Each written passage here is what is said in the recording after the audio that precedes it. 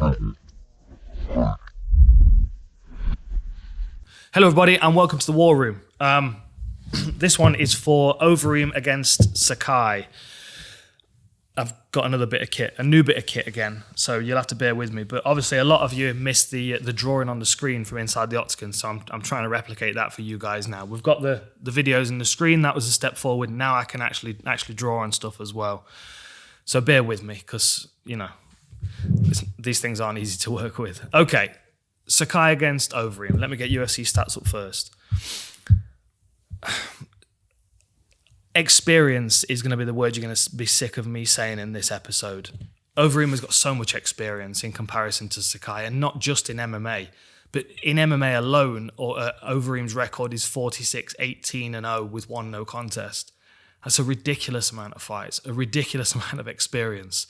Augusto Sakai is in a very different place in his career. He's 15-1-1. We saw him introduced to us on Dana White's Contender Series, where he got a second round stoppage over a guy that was constantly trying to take him down and throw really unusual stuff at him. Ultimately gassed, and Sakai was able to overcome him. We know so much less about Sakai than we know about Overeem, but at the same time, we know so much about Overeem because we've seen so many different versions of him. And that's why I'm excited to do this episode, and why the majority of the videos I've got pulled up are for Overeem, because there's a lot of him. But there's a lot to talk about with him. So first of all, let's set the stage with Sakai. As I said, 15-1-1. His average fight time is just over 11 minutes, which is longer than Overeem. Obviously, Overeem's had a lot of fights. He's got a lot of finishers. Sakai is much more of a steady-paced fighter. He's very much a Thai boxer. The way that he approaches the fight, he marches people down, he cuts angles and forces them to move towards him, and he uses a beautiful selection of shots as well.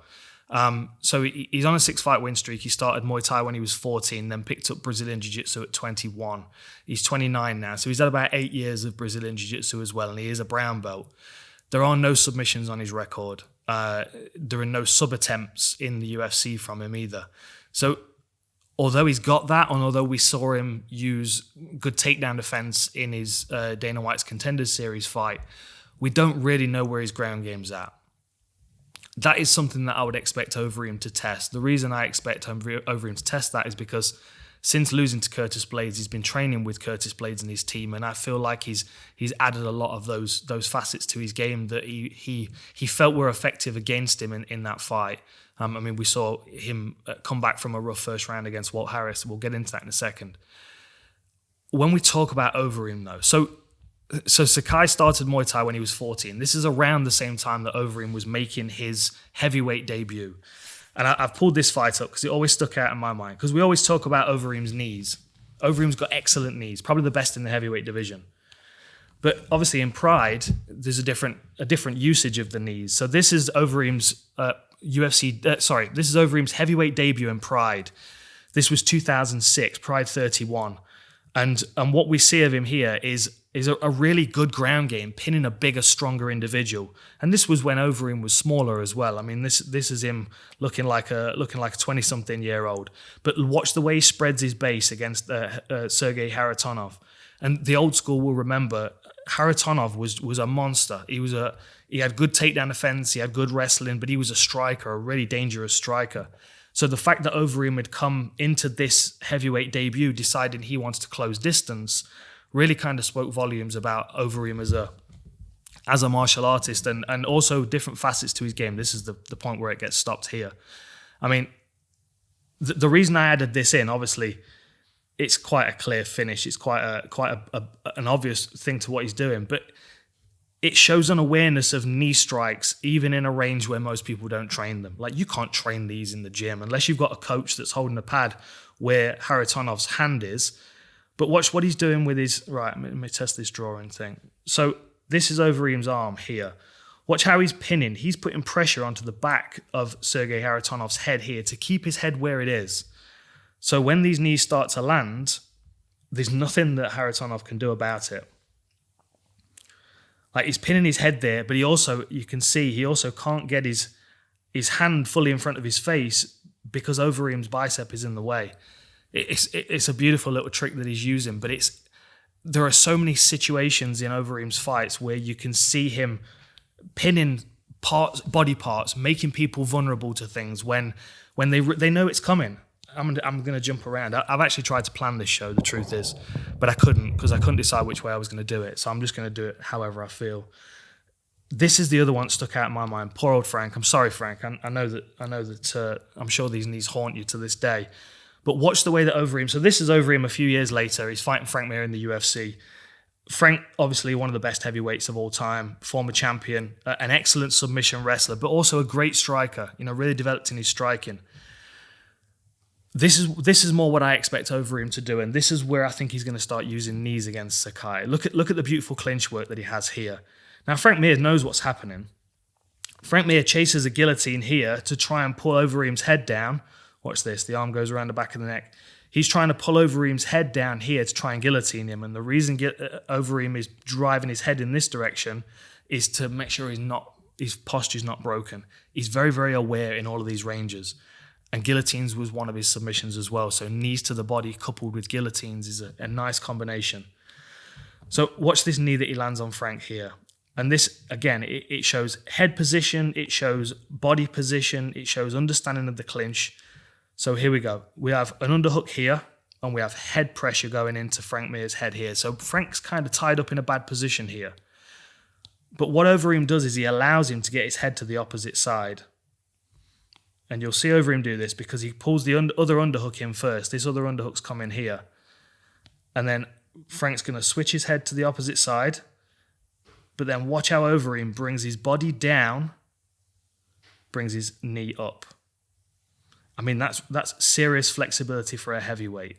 To know where Frank was going to be putting his head because he thought it was going to be safe and bring the knee right up at the side. And then this is the reason I pulled this in is because I want to go back to the point where I'm talking about him pinning arms and making people vulnerable to things. Watch what he does against Frank here up against the fence.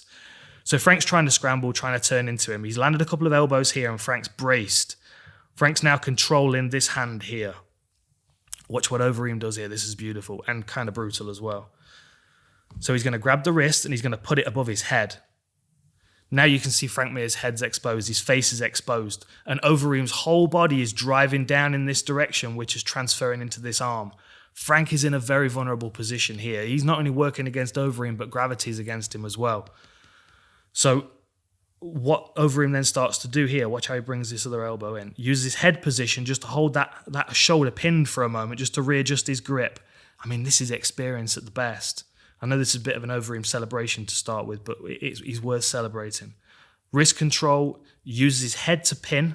Beautiful work. Pinning down on the head here, on the arm, to hold that in place. And then he starts to elbow.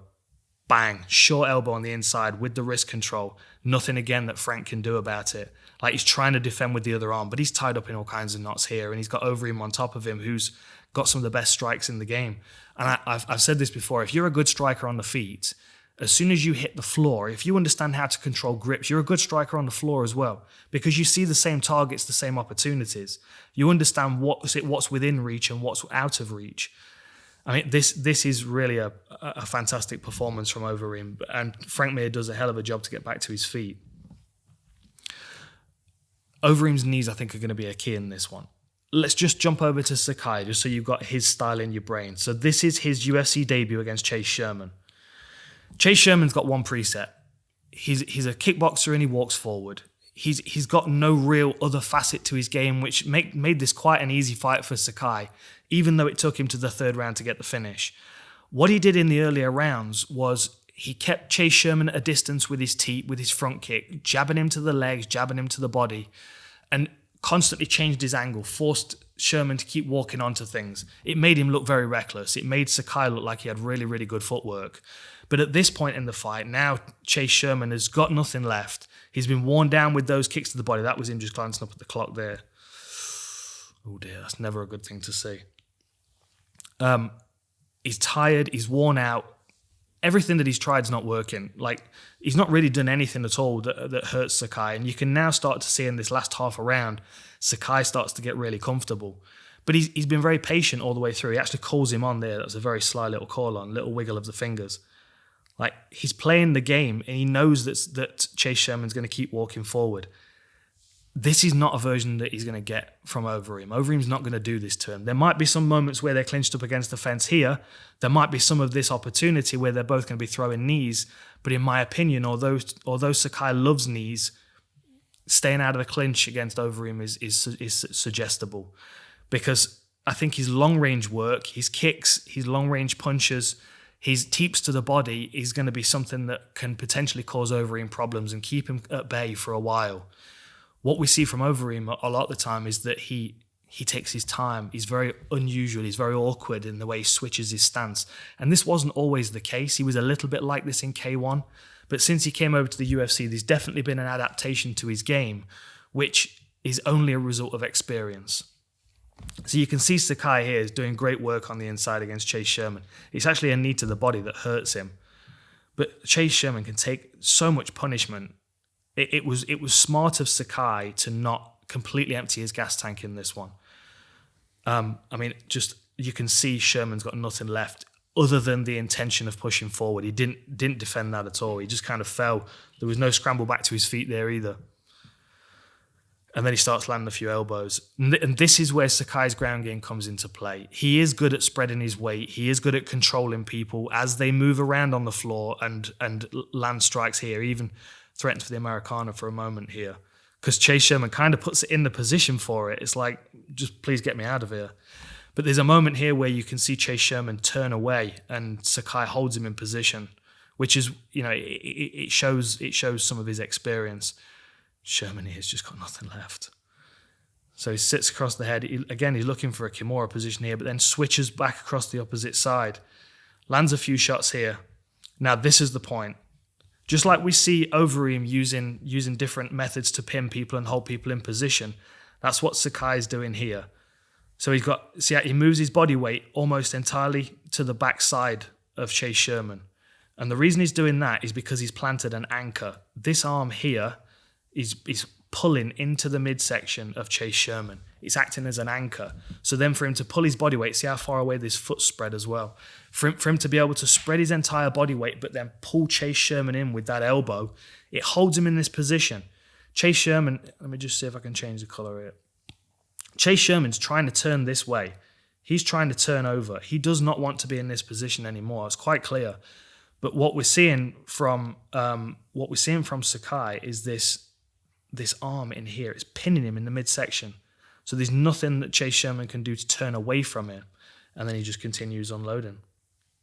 Bang, bang, bang. A few more shots, holding him pinned in that position. So if we do see any grappling in this fight, it's going to be both of these guys holding to strike. We've not seen guillotines from Overeem for a long time. I don't expect him to chase guillotines in this one. I think he knows these guys are strong and they've all got good sub-defense. I don't expect him to chase any kind of submissions on Sakai. I reckon they're both going to try and beat each other up. This is going to be Muay Thai at every range. This is going to be Muay Thai in the striking range. This is going to be Muay Thai on the ground. It's going to be landing elbows and knees to do as much damage as possible. I keep talking about Overeem's knees. I'm going to show you two kickboxing matches that are on Fight Pass. They're two of my favorite finishes from Overeem, and they're both very similar. Now, Overeem does switch stance. Orthodox southpaw, he's very comfortable with both. He's got options from both. But there's so much gravitation towards the knees, towards his ability to draw people in and then set them up for knees. Watch this. So this is really nice work. He keeps switching his stance here, but what he's looking for is this midsection target. Oh, hang on, I've zoomed in. He's looking for the midsection target. There it is. So that's two knees, one after another, two successive knees. As this fight plays through, look at that. That's a beautiful feint there. And the reason he's feinted there is because he's already been throwing high kicks in this fight. Go back and watch the rest of the fight. It's not a very long one. As Overeem slides in here, he does this thing that Adesanya does. He kind of slides with his toes in contact with the floor, but he brings his hip forward. Can you see what I'm talking about? Little slide, and then he throws his knee off it. His opponent responds to that little slide by covering his head. Watch the slide. Watch the coincide. Slide, covers his head. Opens up the body target. So then Overeem slides in, skip, bang, knee to the body. And from this angle, that doesn't look like too much. But you can see the reaction from his opponent. Watch this. As the knee lands, watch this arm of his opponent.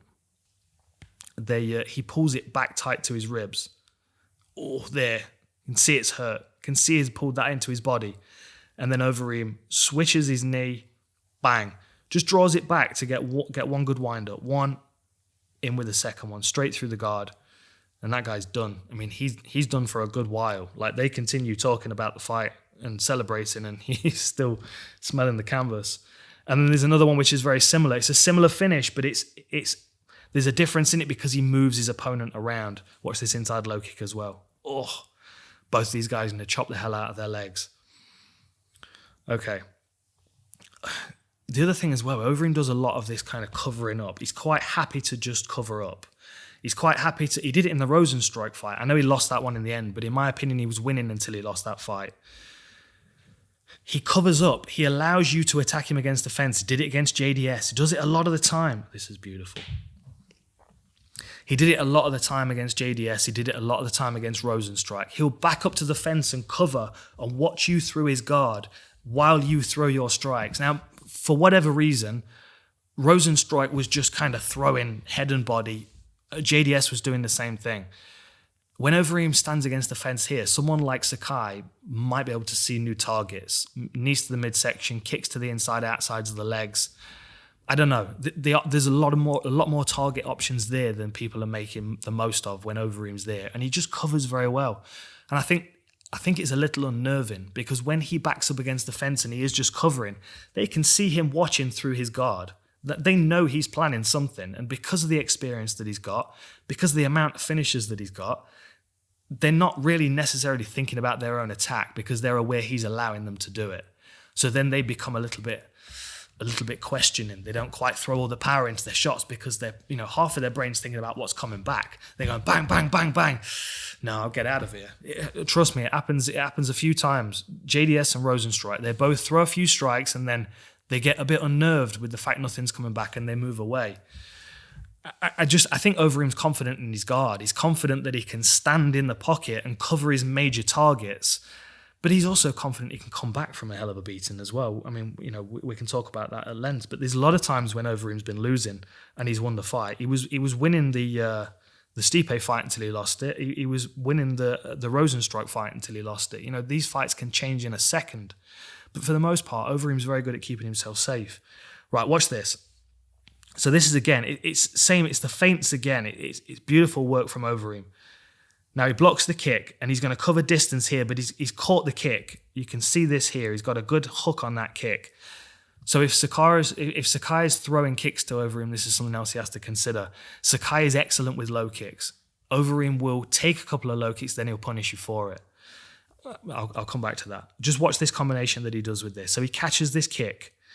Then he's going to follow it, and his whole posture follows like he's going to throw a right hand. And this is experience. These are the things that I'm seeing when I'm watching these fights that I don't see from lower level fighters because they don't think on the spot. Most fighters in this scenario have caught a leg and they know exactly the combination they're going to do. They probably had that combination prepared in the locker room. Overeem changes his mind in mid-flow here, and it's quite weird how he changes. Watch this. So he steps in with the right hand. Right hand, switches immediately to a left hook. Can you see that change? The right hand's coming out, and then straight away, he's like, okay, this is not going to work. He's going to be out of range, so I'm going to switch to a long left hook, and then he starts to load the power into this leg. You can see him load into this leg. You can see his body weight shift over to this side.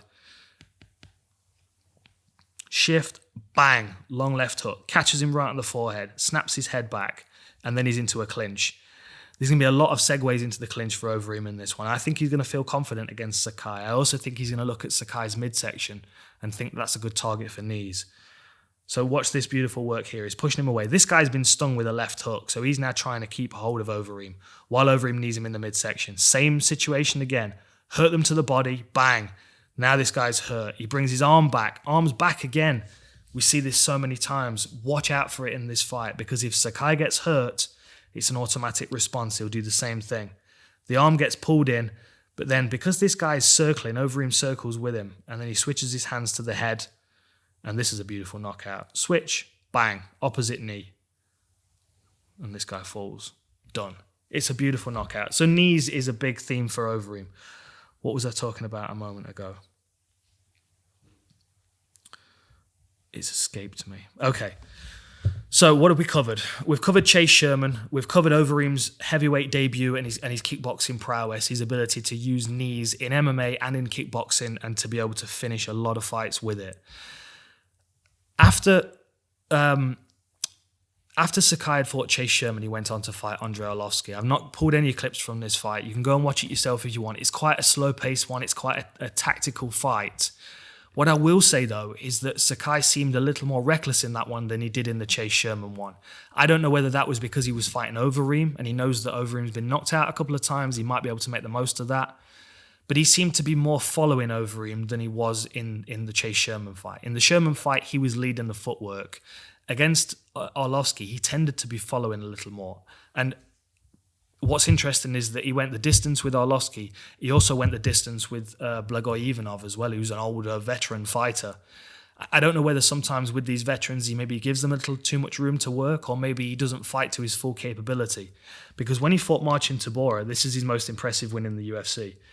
When he fought Tybura, he's facing someone, much like he was in the Chase Sherman fight, someone on a similar footing to him, someone that's a prospect, that's still trying to make their name and solidify themselves in the division. And he's moving, he's on his toes, he's mobile, he's slightly out of range all the time for his opponent. He does take risks. I mean, he's a typical Thai boxer, he wants to get the fight started. But his defense is very good. He's very aware of the range between the two. And in the Arlovski fight, he seemed to be marching forward a lot more. So, I mean, this, as you can see, is constantly changing the angle. Nearly 30 seconds has passed here before he's really engaged. He's not throwing anything of significance. He's just testing at the moment. He's trying to figure out what Marcin Tybura is going to do. Now, Tybura landed a good low kick there, and I feel like that's why Sakai perhaps picked up his pace a little bit. But this was really nice work. So he cuts him off there. He steps across him because he knows that Tybura is moving in this direction. Steps across him and throws the right hook, backs him up against the fence and lands a couple of good shots in the clinch. Then he lands a knee to the midsection, which I just feel continues this downfall of Marcin Tybura, and then the clubbing right hands come over the top.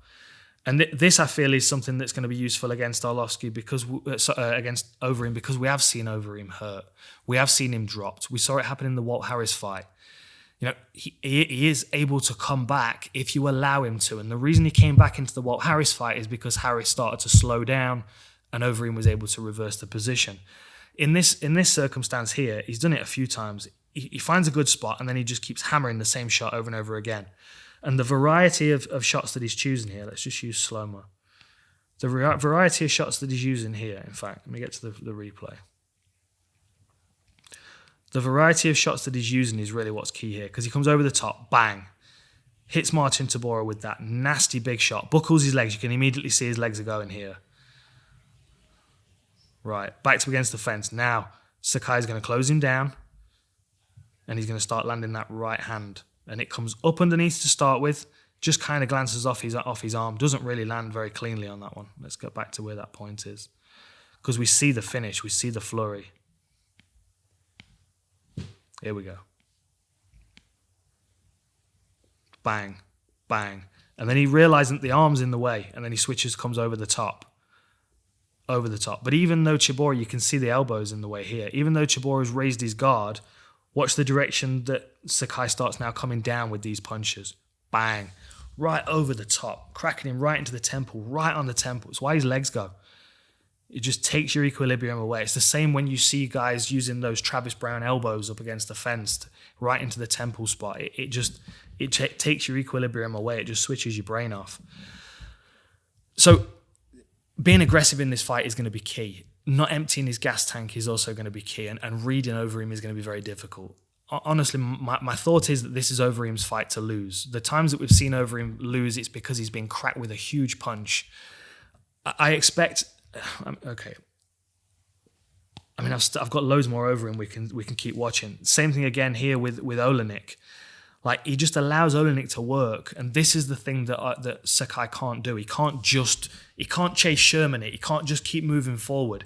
He has to really pull on the deepest knowledge of his Muay Thai in this one, because Arlovski will just play possum up against the fence. He'll just burn time, and he'll land short shots like that, short knees that are impactful, but then he'll break and he'll let you work a little bit.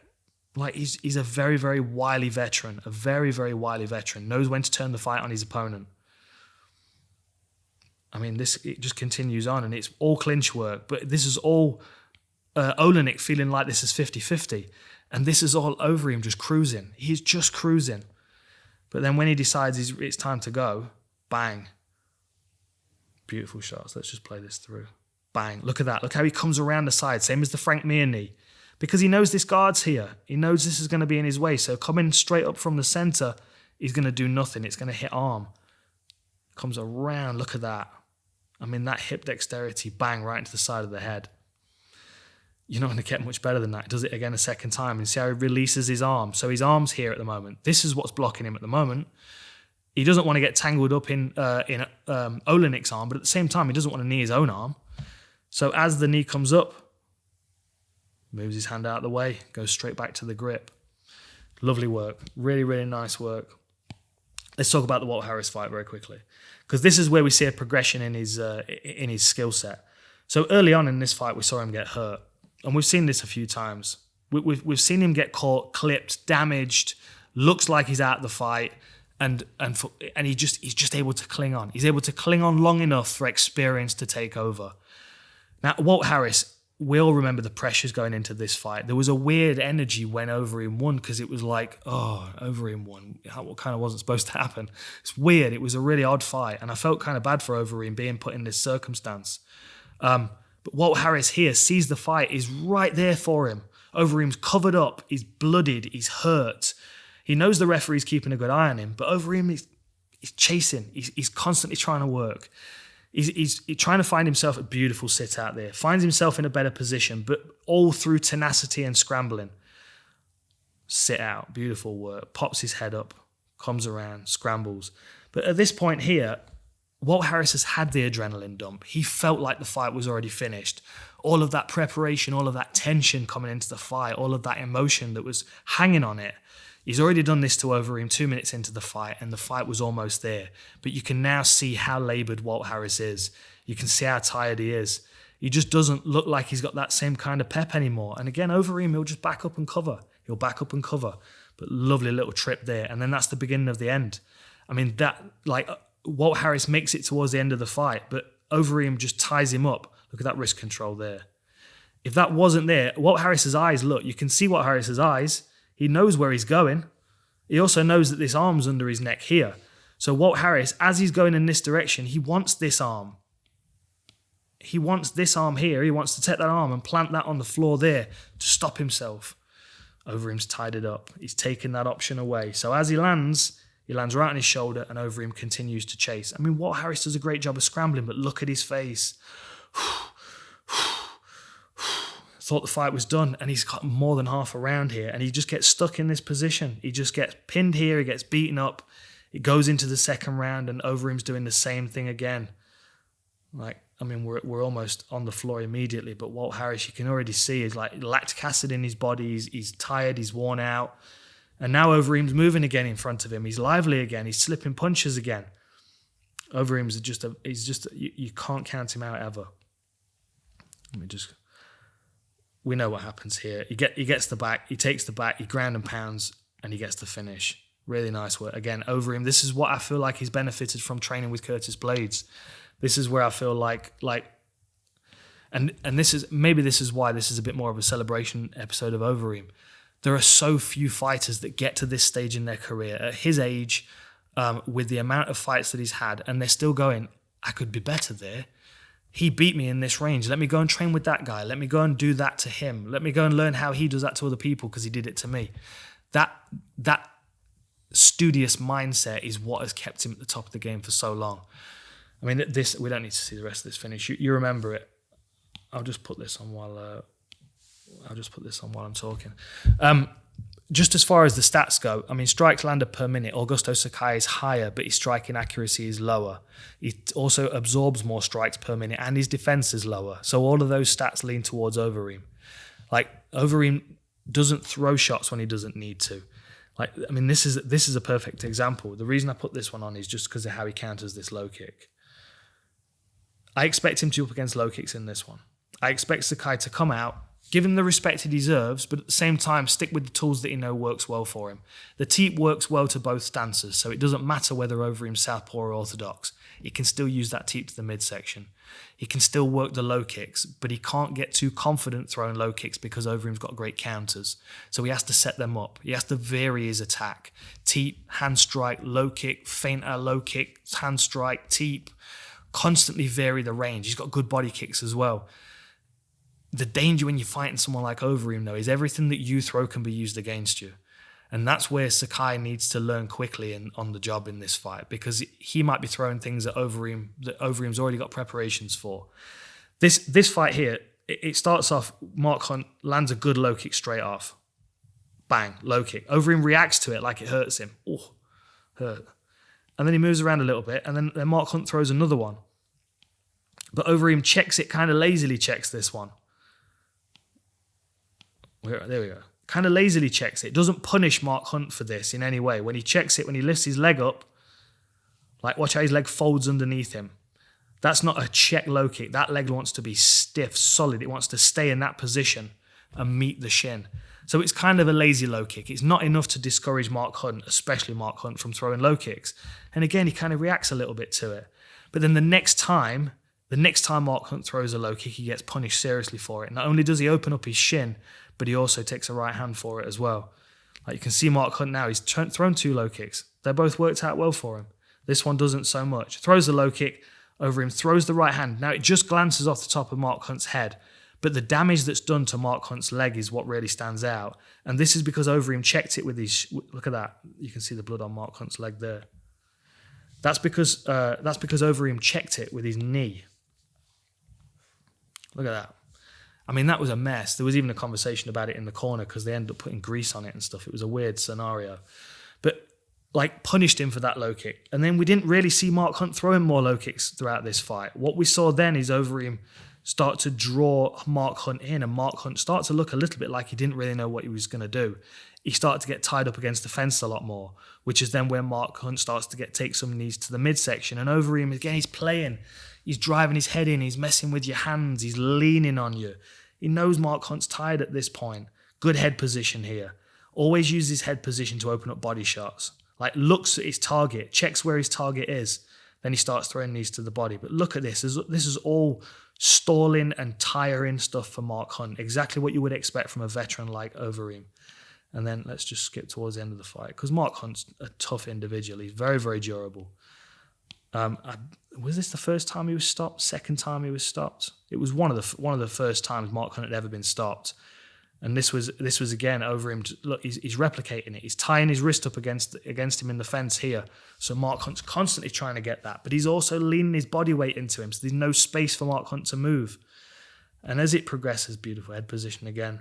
As it progresses, we see a nice knee from Overeem there. That starts it off and then drives him into the fence again. Head position, head position. I mean, it does get a little repetitive, but it's so successful for him that it works. Here we go. Here we go. This is the finish. Watch this. Little elbow comes across. Head position, wrist control. Same thing again. He's going to be controlling hands constantly. If he's not hitting, he's going to be holding. Controlling the wrist, lets go, comes across with a nice elbow on the inside. Finds his way into the clinch. Come on, Goddard, you're in the way. Bang. Nice knee to the head. You see how it's coming up at an angle again? See how it's coming up around the arm of Mark Hunt, which is here to guard. He's ready for that knee to come. Comes around the side. Bang. And Hunt's done. Legs are stiff. Really, really nice work. There was one more I was going to show you. I'll let this play through for a second. If I'm Augusto Sakai, this is the Overeem I'm expecting. I'm expecting really, really awkward for at least a good 5 or 10 minutes. Like in this fight against JDS, he was very, very awkward in the first round. Just to kind of let the first round go. But then in the second round, he started to switch his stance a bit more and start edging his way in like he's going to do something. Like he doesn't move like most other people. He's got a very unique way of moving. Look at that little jog across he does with his feet and then steps through to southpaw. But like you can see in his body movement, in his intention, it's like something's coming. JDS responds like something's coming. Like he moves out the way like there's a heat sensor there. But watch this long left hook. Bang. That's what cuts JDS. And then he follows it with a little bang, bang, right hand on the end. So that's the one that cuts JDS, right? Then we skip through to the end of the fight and watch the punch that finishes him. I love consistencies. Same thing again. Look, edging his way in. Giving JDS the feeling that something's coming. Something's coming. You know it. You can feel it in yourself if you tune into the fight. Little dip. Little slip. Dip. Big left hook. Same punch again, look. Dips to the inside. But again, he's posturing here. Remember the kickboxing match I was just showing you where he postures the right hand and then comes with the left hook. Watch him posture the right hand here. JDS reacts as if there's an overhand coming. He's going to go posture. Look at that. Hands poised, shoulder comes forward. JDS's jab's coming out and the jab comes straight out past Overeem's guard. So as soon as JDS feels this jab miss, the next thing he's expecting is this punch. He's expecting this to go straight over the top of his jab, crack him on the side of the head. So watch how JDS moves here. Watch him move his head away. He's expecting the right hand. It's like, whoa, that missed. Right hand's coming. Left hook's on the end of it. It's the same punch as he landed earlier in the round. It was like he measured him with that first punch. And then it was like, right, I need to get a bit closer. I'm going to have to wait for him to commit something so I can slip inside and land. Because the last time he forced JDS out of his range without setting anything up, just beautiful adjustments, adaptations, as you would expect from someone with the amount of experience that he's got. Okay, I've talked a lot. I've gone all over the place. This is how my brain is most of the time, and it's difficult to keep up with. I'm going to try and summarize it for you quite quickly. If I'm Augusto Sakai, I have an experience disadvantage. I'm fighting a guy that I probably have a lot of respect for. That I also have seen different phases of his game, when he was a straight kickboxer, when he was guillotining guys, when he was taking people down, ground and pounding. Then when he came back into the UFC, it's all about kicks and knees. Now he's gone back to ground and pound again. If I'm Augusto Sakai, I'm like, I don't really know which Overeem I'm going to get. So I'm going to do my game. I'm going to play my game as best I can to the highest level that I possibly can. I'm going to use my angles and my footwork. I'm not going to let Overeem lead me into his game. I'm going to use my long range, my teeps, my low kicks and my jabs, and I'm going to see where Overeem's leading in this fight. If Overeem's starting to close distance, I'm going to do the opposite of what he wants. That would be my game plan. Because if I don't know whether someone wants to clinch or strike at range, I'm going to let them decide what they want to do and then do the opposite. Just to be difficult, just to be a pain in their ass. Because if Overeem wants to clinch, Sakai can do everything he can to stay out of the clinch. He can recruit the weapons that he needs to keep Overeem on the end of his strikes, the ones that come straight down the middle, the ones that are going to cause Overeem the most problems if he's trying to move forward. If Overeem's the one that's moving around, that's where Sakai then has to start taking control of the octagon, but not in a way where he's following Overeem, kind of like he was against Arlovski. He was following Arlovski a bit. If he does that against Overeem, he's just going to walk into traps left, right, and center. The other thing as well, he's hanging out in the clinch is not a good idea. I know Sakai likes knees. I know he's had success with knees. He's got knockouts with knees.